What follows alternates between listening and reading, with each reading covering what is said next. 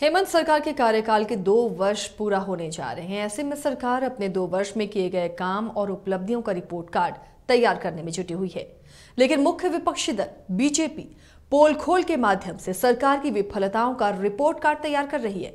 BJP प्रवक्ता प्रतुल शाहदेव ने कहा कि 2 वर्ष में हेमंत सोरेन की सरकार ने जितने भी फैसले लिए हैं उस पर यू टर्न ले लिया है और ऐसा एग्जाम्पल देश में नहीं मिलेगा।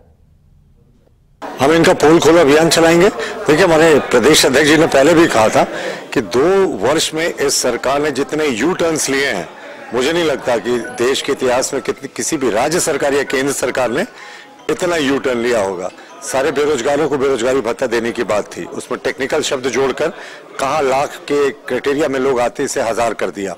सारे किसानों का लोन माफ करने की बात थी, 32 लाख किसान हैं यहाँ पे, लेकिन इसके साथ इन्होंने क्राइटेरिया डाल के इसे भी चंद हजारों में सीमित कर दिया। 5 लाख नौकरियों की बात तो अब एक जोक हो गई है। नियुक्ति वर्ष के आज हम 10वें दिन में है, अभी तक कोई विज्ञापन नहीं निकला, तो किसी नियुक्ति की कोई संभावना निकट भविष्य में तो नहीं दिख रही। इसी तरीके की जितनी चीजें थी, बिजली के बिल को किसानों को माफ करने की बात करने की, अब ये तो 30% बढ़ाने जा रहे हैं और सरकार ने इसका कोई खंडन नहीं किया। जो भी इनके इलेक्ट्रिसिटी रेगुलेटरी कमीशन का प्रपोजल है उस पर, तो ये सरकार ने जितने वायदे किए हैं, जिस तरीके से तुष्टिकरण किया, नमाज स्थल खोल दिया, विधानसभा में बिना मांगे हुए हिंदू फल दुकान लिखने पे मुकदमा हो जाता है, मुस्लिम होटल धड़ल्ले से चलता है।